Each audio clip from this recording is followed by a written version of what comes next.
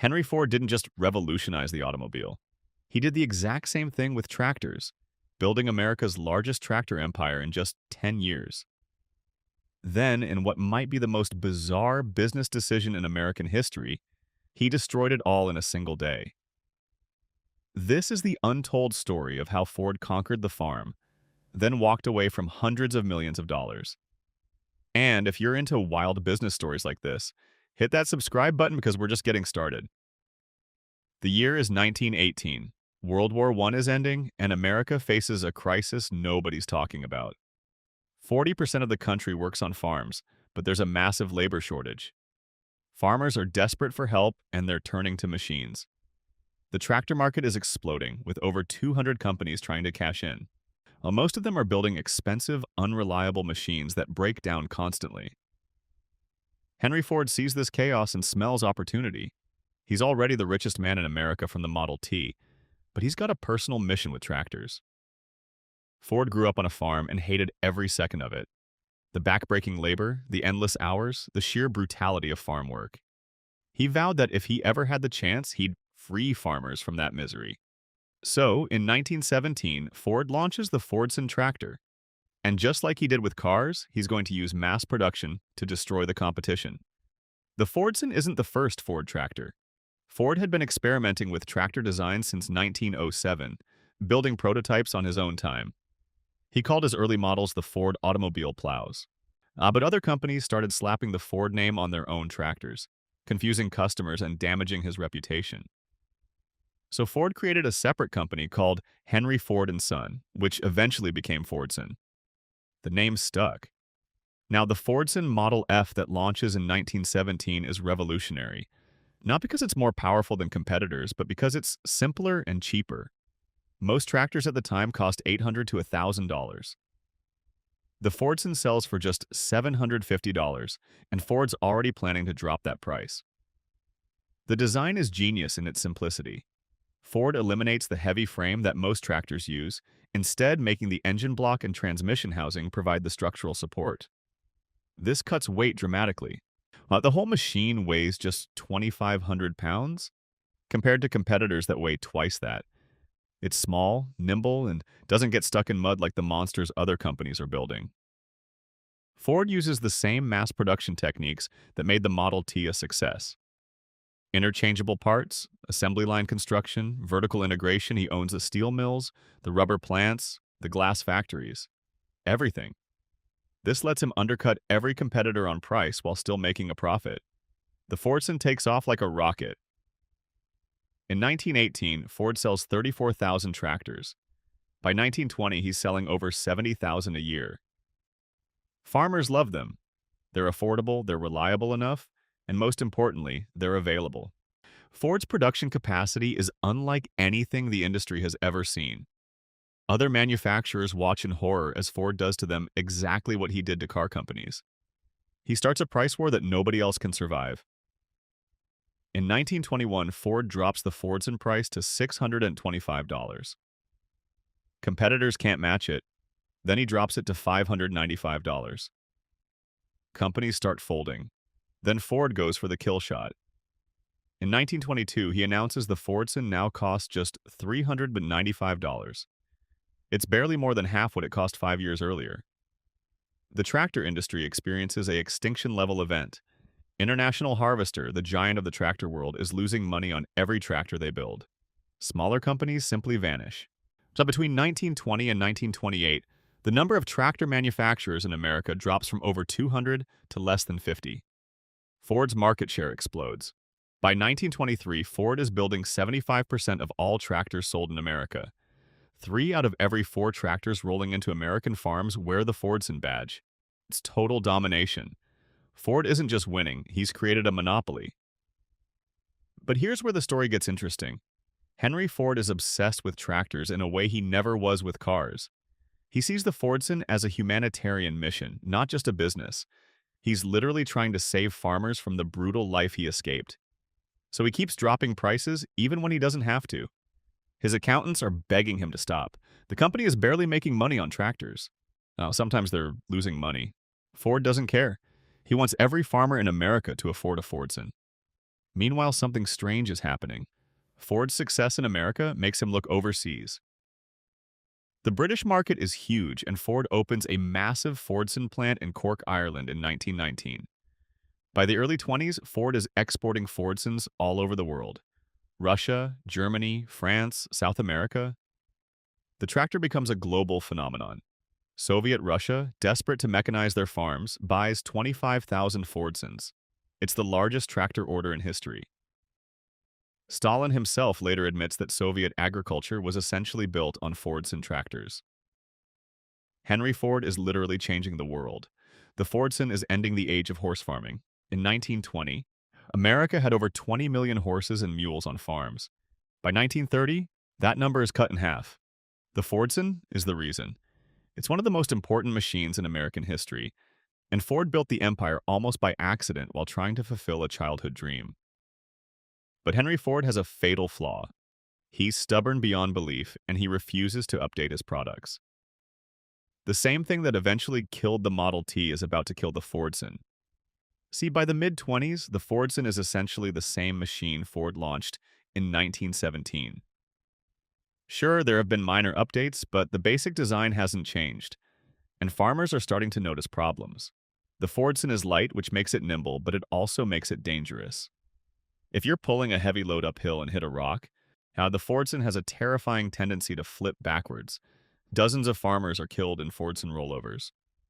The press starts calling them death traps. Competitors jump on this, running ads highlighting their safer, heavier designs. International Harvester launches the Farmall in 1924, and it's everything the Fordson isn't. It's versatile, it can cultivate row crops, it's safer, and it's more powerful. Farmers start switching. Ford's engineers beg him to redesign the Fordson, but Henry Ford refuses. He insists the design is perfect and farmers just need to learn to operate it correctly. It's the exact same mistake he made with the Model T. By 1927, Ford's tractor sales are collapsing. The company that once had 75% market share is now below 30% and falling fast. International Harvester is surging. Other competitors are recovering. The price wars have ended because Ford can't go any lower without hemorrhaging money. In February 1928, Henry Ford makes a decision that shocks the entire agricultural world. He announces that Ford is immediately stopping all Fordson production in the United States. Not slowing down, not retooling. Stopping completely. In one day. The Rouge plant in Dearborn, which had been churning out tractors by the thousands, goes silent. Workers show up and are told to go home. Dealers who have orders are told those orders will never be filled. Farmers who need parts are told the parts aren't coming. It's absolute chaos. Ford doesn't phase it out, doesn't sell the division, doesn't license the design. He just stops. The largest tractor empire in American history, built over 10 years, is shut down in 24 hours. Why did he do it? Ford's official explanation is that he needs the factory space to build the new Model A car. The Model T has finally been discontinued, and Ford is retooling his entire company for the Model A launch. He claims he can't build both, so tractors have to go. But that explanation doesn't make sense. Ford has multiple plants. He's building cars in dozens of locations. The real reason is more personal and more petty. Henry Ford is embarrassed. The Fordson is losing, and Henry Ford doesn't lose. Rather than admit his design is outdated, rather than swallow his pride and build a better tractor, he simply walks away. It's one of the most expensive tantrums in business history. Ford abandons hundreds of millions of dollars in future revenue. He screws over his dealers, and his workers, and his customers. And he hands the entire American tractor market to International Harvester on a silver platter. Harvester's executives probably couldn't believe their luck. Their biggest competitor just rage quit. But here's the twist. Ford doesn't completely abandon tractors. Remember that plant in Cork, Ireland? It keeps building Fordsons for the European market. Ford just exits America. For the next 10 years, if you're an American farmer and you want a Fordson, you're out of luck. You can buy one in England or France or Russia, but not in Kansas. It's insane. American farmers are furious. Many of them built their entire operations around Fordson tractors. They've got Fordson equipment, Fordson implements, Fordson parts. Now they're stuck with machines that the manufacturer has abandoned. as some farmers try to import Fordsons from Europe at huge expense. Others switch brands and vow never to buy Ford again. The Fordson's reputation in America is destroyed, not because the tractor failed, but because Henry Ford walked away. The Irish plant keeps cranking out Fordsons through the 30s, and they actually improve the design. The later European Fordsons are better tractors, safer and more powerful, but American farmers never see them. Meanwhile, International Harvester dominates the market Ford abandoned. By the mid-30s, Harvester owns nearly 40% of the American tractor market. John Deere, Allis-Chalmers, and Case split most of the rest. Ford's market share is zero. The company that invented modern farm mechanization is completely absent from its home market. So it's one of the strangest chapters in American business history. Henry Ford, who prided himself on helping the common man, abandoned American farmers because his ego couldn't handle building a better product. Finally, in 1938, Ford admits his mistake. The company announces it's coming back to the American tractor market with an all-new design.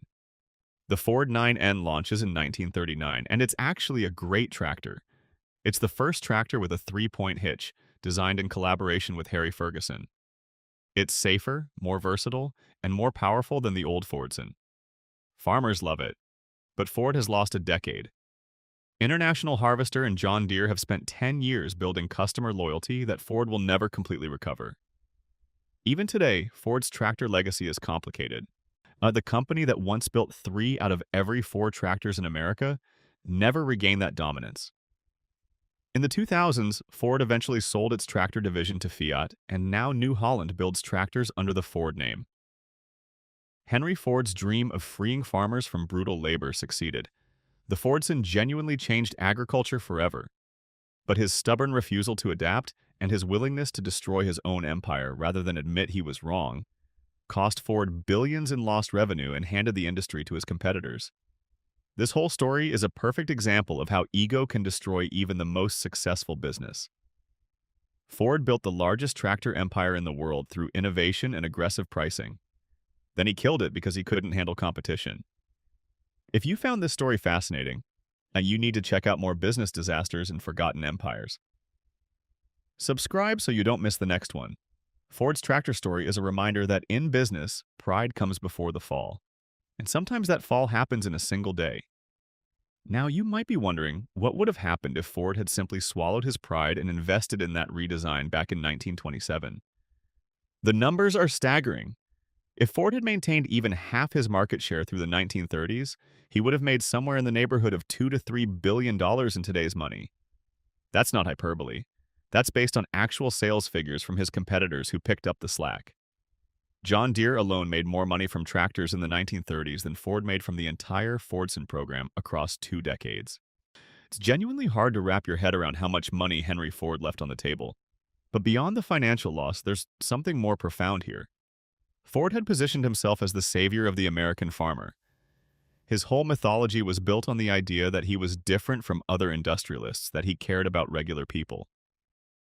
The Model T wasn't just a car, it was a statement. It said that a working man deserved the same transportation as a millionaire. Ford built his reputation on that promise. And for a while, the Fordson embodied that same mission. He was literally fulfilling a vow he made to himself as a kid escaping farm life. He was going to make sure no other kid had to suffer like he did. That's a beautiful story. It's genuinely inspiring. But then he threw it away. The moment things got difficult, the moment his design faced criticism, he didn't rise to the challenge. He didn't fight back with innovation. He just walked away. And that reveals something uncomfortable about Henry Ford's character. See, most people think of him as this visionary genius, the guy who invented the assembly line and changed manufacturing forever. But the truth is more complicated. Ford was brilliant at solving specific problems through brute force and volume. He knew how to make things cheap and efficient, but he wasn't good at adaptation. He wasn't good at listening to feedback, and he absolutely wasn't good at losing. When the market turned against him, when his design proved flawed, when competitors made better products, his response wasn't to improve. It was to quit. That's not the mark of a true innovator, Mark. And that's the mark of someone whose confidence is fragile, who can only feel successful if he's completely dominating. Think about it this way. The automotive industry had plenty of competitors making cars in the 1920s. Some of them were actually better than the Model T. Ford lost market share in cars too. But he didn't shut down his entire car division. He adapted. He built the Model A. He learned from failure. With tractors, he had the same opportunity. Instead, he chose ego. He chose to leave the market rather than compete. That decision tells you everything you need to know about Henry Ford. He could build empires, but he couldn't rebuild them. He could disrupt industries, but he couldn't handle being disrupted. The ripple effects of Ford's decision lasted for decades, and a whole generation of American farmers grew up without access to Fordson tractors. Many of them never came back to the brand, even after Ford re-entered the market with the 9N. There was a trust issue. Ford had abandoned them, and they didn't forget. If you look at brand loyalty in agriculture through the 20th century, John Deere basically owns the emotional connection with farmers. When you think of a tractor, you think green, you think Deere. Ford never got that same relationship back. Part of that is Ford's fault directly because of what happened in 1928. International Harvester's victory, though temporary, showed what happens when you fill a vacuum. Harvester didn't have a better product at first. They just had consistency. They stayed committed to the market even when they were losing money. As they invested in improving their designs, they built relationships with dealers and farmers. And when Ford left the field completely, Harvester was ready.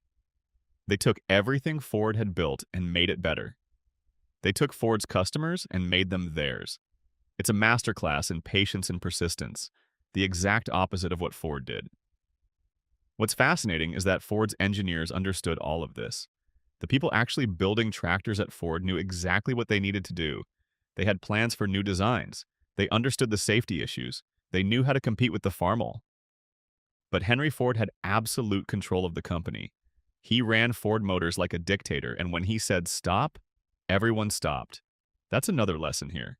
Centralized power in the hands of one stubborn person is dangerous.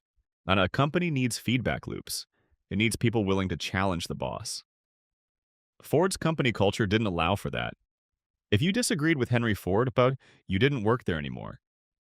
So by the 1920s, he was surrounded by yes-men who couldn't stop him from making catastrophic decisions. The 1938 comeback with the 9N actually highlights this problem even more.